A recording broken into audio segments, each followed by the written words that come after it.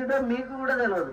కాబట్టి ధైర్యం చేసుకొని ఈ పేద బిడ్డకి ఇస్తే పేద అక్క ఒకటి గుర్తుపెట్టుకోండి, ఎప్పుడు ఇదే నాక అదే ఆల వెంకటేశ్వర రెడ్డి, అదే చిట్టెం రామ్మోహన్ రెడ్డి, అదే భరత సింహారెడ్డి, అదే డికేఆర్, అంత రెట్లు రెట్లు రెట్లు రెట్లు రెట్లు రెట్లు. మనం మాత్రం గడ్డికానే బతుకుతున్నాం.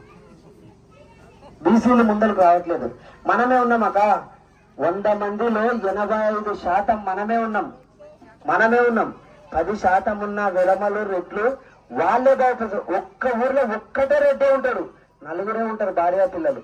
ఆ రెడ్డి చెప్పిందే వింటాం కదా. ఊరు మొత్తం మా ఊరు రెడ్డి ఏమనుకుంటాడేమో, కానీ ఓటేషన్ కాడ మీ ఊరు రెడ్డి ఏం చేయడు, బయటనే ఉంటాడు రెడ్డి. కాబట్టి గుర్తు పెట్టుకోండి, మార్చాలి. మార్పు మన లోపల రావాలి. మీ పిల్లల భవిష్యత్తు కోసం ఆ రెడ్డిని పోయి అడిగి చూడండి అక్క, మా ఊరికి ఉద్యోగం ఇప్పి అని.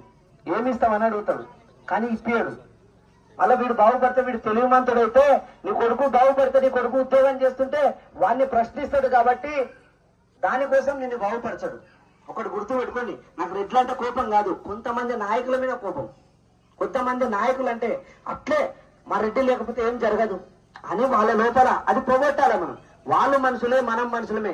వాళ్ళకున్నట్లనే మనకు 2 కాళ్ళు, 2 చేతులు, ఊపిరితిత్తులు, గుండెక అన్ని సమానం ఉన్నాయి. వాళ్ళకి మనం ఏం తక్కువ కాదు. కాబట్టి మన లోపల మనం ఐక్యమత్యం లేక మనం ఇంతమంది ఉన్నా గానీ ఇదే సామర్థ్యం చూడు, పందికి 10 పుట్టినా ఒకటే, పులికి 1 పుట్టినాను. వాడు పులిలాగా బతుకుతున్నాడు, మనం 10 మంది ముందుగా పందుల్లాగా బతుకుతున్నాం. ఒక్కసారి గుర్తు పెట్టుకోండి అక్క. మేమేమైనా తప్పు మాట్లాడితే మమ్మల్ని క్షమించండి దయచేసి. మనం సోయికి రండి. మా దగ్గర పైసలు లేవు. ఈ చెల్లె నాకు పైసలు ఇస్తే రాలే నేను. ఈ చెల్లె ఎవరో కూడా నాకు తెలియదు. నా ఊరు కాదు, నా ఇల్లు కాదు, ఇది కూడా నా ఊరు కాదు. మీరెవ్వరు నాకు సంబంధమే లేదు. మీరు ఈ చెల్లె కోట్లేస్తే నాకు వచ్చే లాభం కూడా లేదు.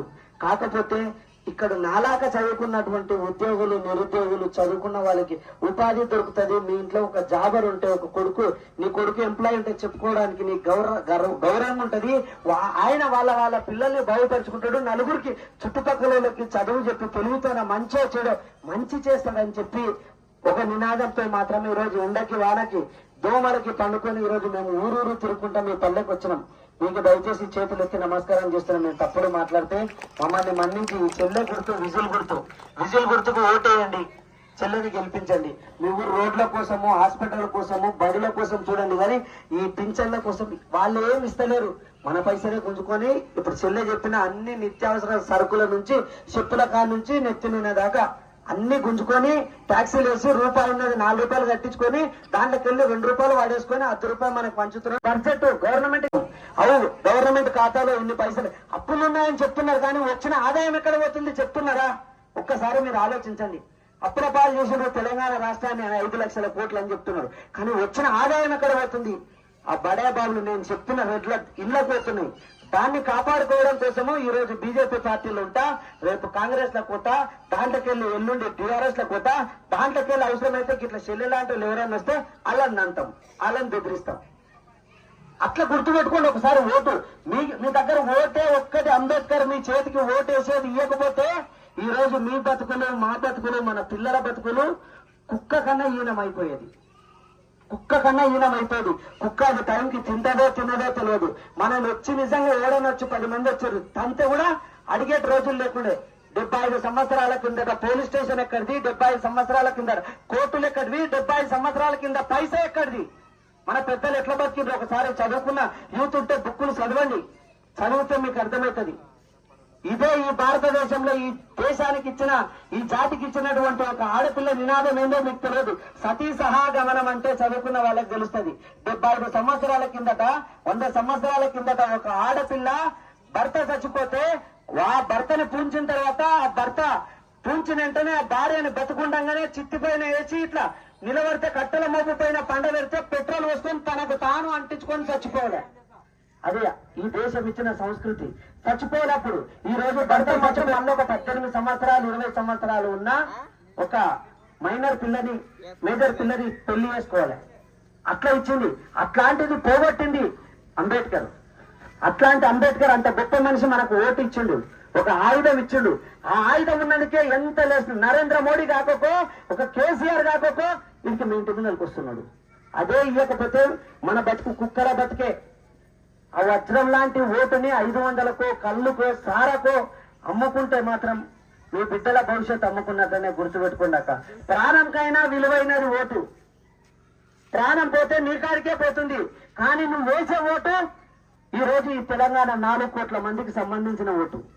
కాబట్టి మా ఇంటి పక్కలోడు, మా ఇంటనుకోడు, మా ఊరు రెడ్డి నాకు అప్పిస్తాడు, దానికోసం మీరు ఓటు వేయకండి. మన దేశానికి, మన రాష్ట్రానికి మంచి జరిగేది, మన జిల్లాకు కాక మన గ్రామానికి కాకపోతే మంచి జరిగే వ్యక్తిని ఎన్నుకోండి. జై బరలక, జై బరలక.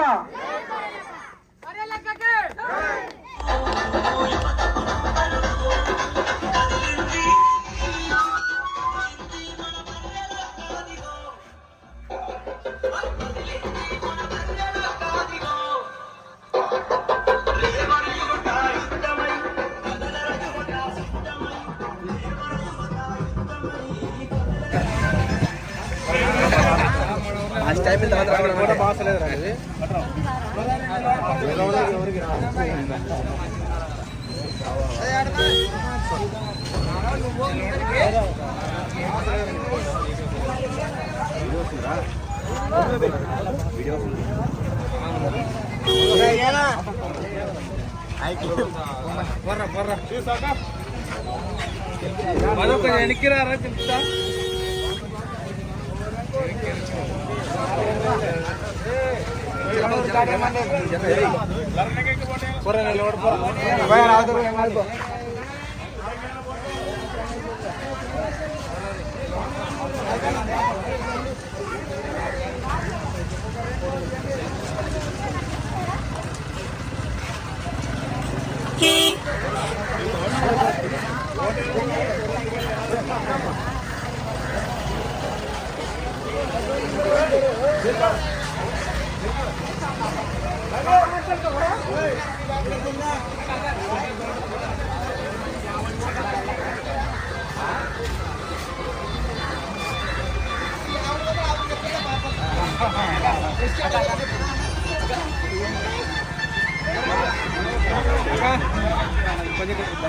నెక్స్ట్ ఎవరు కదా మీరు పోయేది?